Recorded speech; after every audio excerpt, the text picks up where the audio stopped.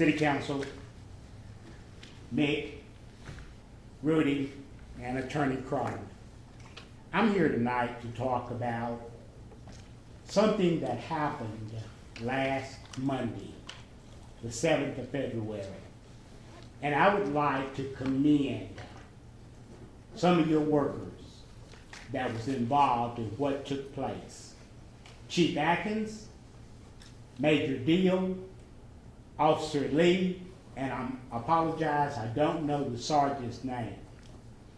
But when we got involved in the event of the demolition of the Ridgeview pool, even though we had met with Chief Atkins and Major Deal on the Friday before that Monday to be made aware of what was going to take place, I will say that we gave two alternatives to the chief and to the major to bring back to Mick and Rudy. And if they would provide a letter before 7 o'clock on that Monday morning, then the event that happened would not have happened. And I don't know if City Council was aware of what we proposed as a community committee of 3 that was represented in the meeting to represent all of the community. But the two things that we recommended was, number one, was that if the city of Hickory was willing to give a letter in writing stating that the aquatic center that the city is going after federal and state dollars for, that if it was located at the corner of 4th Street and 7th Avenue Southwest, which would be totally accessible to the children of Ridgeview and Westmont, where the two swimming pools were demolished and filled in, then there would be no argument. And if the city was not willing to do that, then give the Ridgeview swimming pool to the Ridgeview community, and we would come up with the money to refurbish it and have it open by this summer. And the only thing that we would ask of the city is to provide the water free of charge, and we would provide everything else as a community. Neither one of those recommendations was accepted, as far as we know, because there was no letter. I asked Chief Atkins on that Monday morning if the message had been delivered to Mick and Rudy, and he said he delivered the message, but he doesn't know what happened to it after it was delivered. So I don't know if the rest of you council members were made aware of those two proposals. 3 minutes have expired. I will say that we had told the chief and the major, and I personally was speaking for myself, that if it was necessary to go to jail, but something that the community wanted to save, then I was willing to go.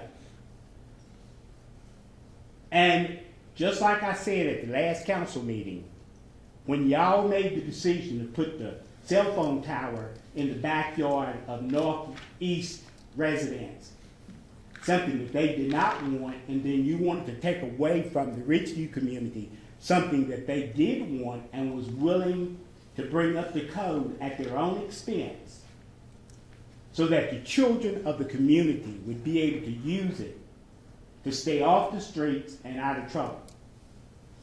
And just like I told Chief Atkins and Major Deal during the meeting on Friday, and I could tell by the words that they were choosing to use and their personalities that what they were telling us would happen was not coming from them, it was coming from Mick and Rudy. And I told them that I fully understood that they had a job to do, and I didn't blame them for doing their job, because you can sometimes be put between a rock and a hard place when you're working for the city of Hickory, and you have to do what the top folk tell you to do. even though they performed their duties, they still treated us with kindness and with courtesy, and showed that we were human beings and citizens and taxpayers of this city. But they had a job to do. And we told them, we're not mad at y'all, and we appreciate you're doing your job and doing it in a manner such that we could not be angry at them, but had to still appreciate them and respect them for who they are. I would say that hopefully the rest of the city of Hickory and its members, from the mayor on down to city council and city manager, will follow after Chief Atkins, Major Deal, and Officer Lee in doing what's right, because I will tell you that I refused to stand up during the Pledge of Allegiance to the flag tonight, because at the end, the last line says, and justice for all. 6 minutes. But y'all don't believe in justice for all. It's justice for those who you want to distribute justice to, but not to the south side of the railroad tracks, neither the Ridgeview or the Westmont community. So I will let you know that telling lies, such as the mayor said nobody had called him or Matt McLeod in the newspaper to let them know that we were against the closing of those pools, that was not true when we had been before you, I don't know how many times over the last 3 or 4 months. Ladies and gentlemen, you need to think about what you're doing, because it's going to come back to bite you. And it may come in ways that you're not prepared, through a lawsuit or any other way. We have to bring justice and democracy to this city. Thank you. Mr. Jim Edmonds? Mr. Mayor, Council, Mr. Berry, Mr. Crone, I wanted to bring up a couple things back about the cell phone tower that we talked about a couple weeks ago. And since we were here, most of y'all probably read there were 2 articles in the newspaper talking about the cell phone tower. And one of the things that was left out of the articles, one of the things that everybody's missing, is that this cell tower is a whole lot closer to Jenkins Elementary School than it is to our neighborhood. It's a couple hundred feet from the campus of Jenkins Elementary School. And last Monday, I went and presented to the school board about the cell phone tower. And I can tell you that Superintendent Cox and every member of the school board said they were unaware of the request for putting a tower there. Now, in all fairness, Joab Cotton did call me later in the week, and Joab said that the schools did realize that they received that little notice at the beginning of the year after Christmas break. You can imagine that at a school board or at a school administrative office how a little letter could maybe not get where it needed to be. So the school board was totally unaware that there was going to be a cell phone tower built next to their campus.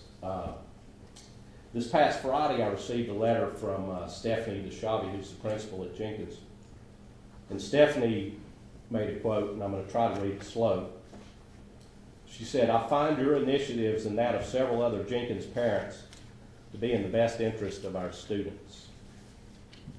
Those are the people that are getting missed in this, is the students of Jenkins. Now, I also want to say that in her letter, she pointed out that that's her personal opinion. She cannot speak on behalf of the schools. So that's up to the school board.